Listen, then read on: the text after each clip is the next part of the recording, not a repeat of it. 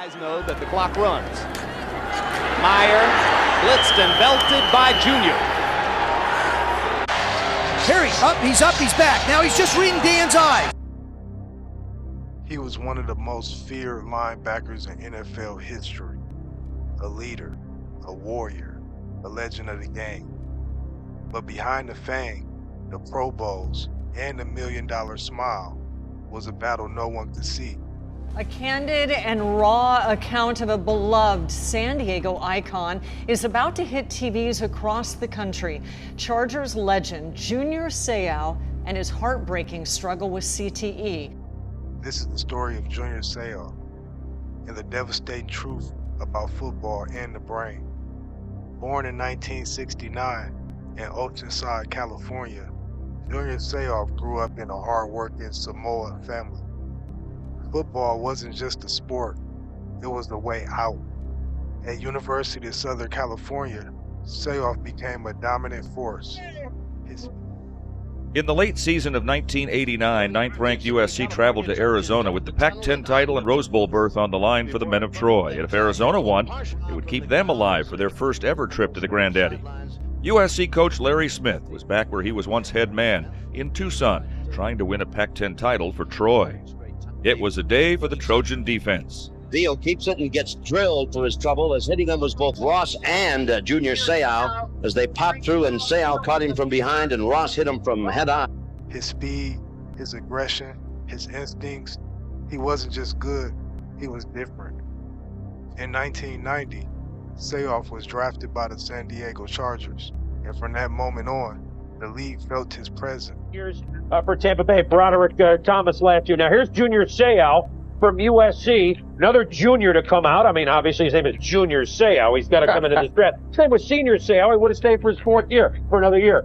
The one question on Junior is he hasn't dropped back into pass coverage much, but he played at USC, Mel. It's not as if he hasn't seen the passing game. Well, we just showed some good hands there, Seau, with the interception. You can see him penetrating into the backfield. This kid has awesome explosive tackling ability. That's conditioned USC athlete, runs 4.6 at 240. Bobby Pepper gave up a lot to get Wilbur Marshall when he was with the Redskins.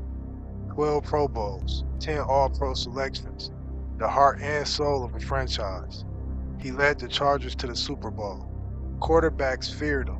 Teammates respected him. Fans adore him.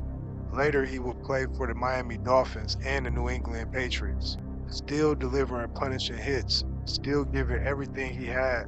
Junior Seau graduated Oceanside High School back in '87, and even though he went on to earn fame and fortune with the NFL, he never forgot where he came from, and he always gave back to this community. It's my man, Chicken. How you doing, buddy? Show the camera your muscle. Show that camera your muscle. Junior Seau is a San Diego icon, a beloved sports star who never met a stranger. He had a unique ability to connect with people off the field in a way that was just as powerful as his play on the field. He knew how to react and respond to people to make them feel special. It's like everyone was his best friend. But every hit came at a cost. Football is a collision sport, but what happens when those collisions never stop? For years. He went limp once I hit him, and he was just like mine. I could have done anything with him, right? You know, in my arms. I had him like a little baby. That was a great hit. Hitting and punishing people without getting into trouble. And people love that. The perfect hit is when you're faced up. I mean, anyone can hit a guy blindsided, but when you're faced up in the A gap, coming one-on-one, and you get lowered into your opponent, and you hear him go,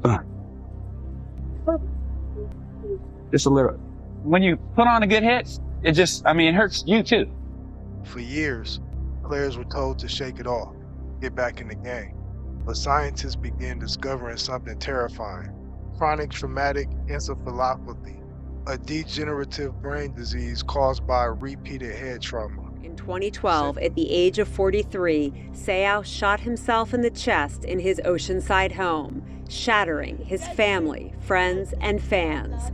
It would later be determined that the legendary linebacker suffered from CTE and depression caused by countless blows to the head. But Junior because he was such a giver, couldn't about face and ask and put that hand out and seek that assistance.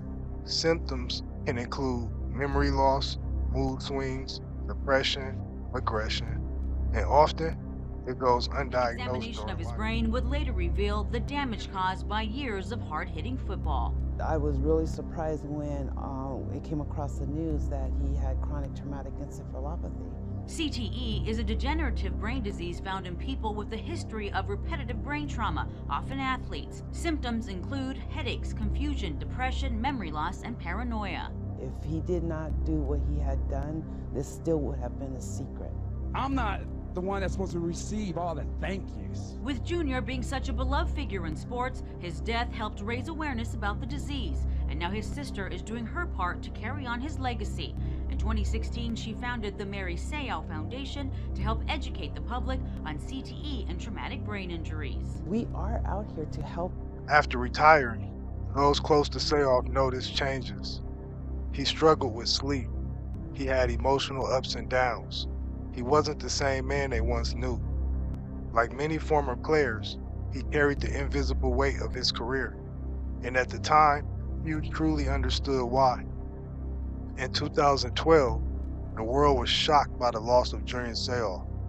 The NFL community, fans, and his family were left searching for answers. But what came next would change football forever. Seau's brain was studied by researchers. The results were clear. He suffered from CTE. Suddenly, his story wasn't just about football. It became part of a much larger conversation about player safety, accountability, and the future of the game. Junior Seau's sister is joining the fight against traumatic brain injuries. Yeah, 6 years after his death, Mary Seau is honoring her brother's legacy with a foundation to help raise awareness of CTE. Tomorrow, Seau's family will take part in a conference on CTE, which is the brain disease he was diagnosed with after his death. Now, his sister has since made it her mission to raise awareness about what causes the disease and how to get help. As an NFL star, he was larger than life, a Hall of Famer, and one of the toughest linebackers to play the game. But off the field, Junior Seau had a painful secret that was slowly pushing him to a breaking point. Once you injured your brain, it's a slow dying disease for the rest of your life. Mary Seau, Junior's sister, says family members had no idea Junior was suffering until May of 2012 when he took his own life. Honestly, I didn't see anything. I even asked my kids, you hung out with Uncle Junior more than I did. What did you see? An examination of his brain would later reveal the damage caused by years of hard-hitting football. I was really surprised when it came across the news that he had chronic traumatic encephalopathy. Junior Seau gave everything to football. His passion, his body, his life.